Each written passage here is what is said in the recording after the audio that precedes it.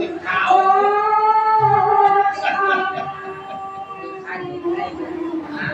โยนบุรีกูรู้ใคร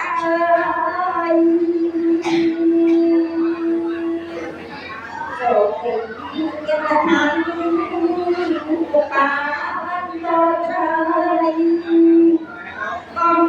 ไปย้ายทาง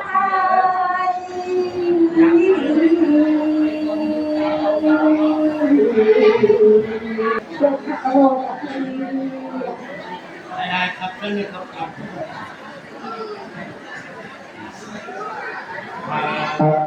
นมัสการสมาธิเป็นจัดใจมันเรียนตามเรียนมาจะจำเวทนาอภิธรรมเป็นทรัพย์ที่ขัดเกลาถ้าเป็นแค่ตัวโกนเท้าแต่เจอก็จะเอาเนื้อเอาให้เสียโอ้แต่ตาแล้วเป็น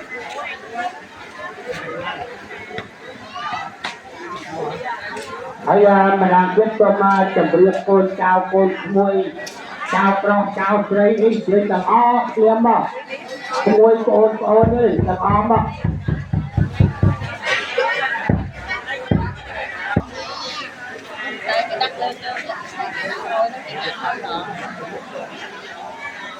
มันซับระว่าโลกกับเลข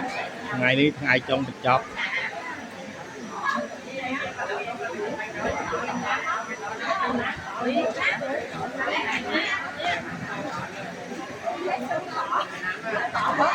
ดุจสมาเกิดเวตาโกนเจ้าแปนจะปริจัดใจในบรรดาสามอัง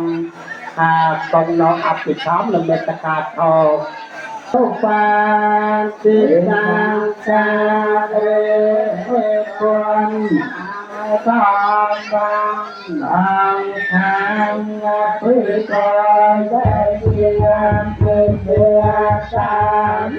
ตังอินาคนตะวันตาในยะไปอันจะติขาราตังอาสังหายะเอกายะสัพพา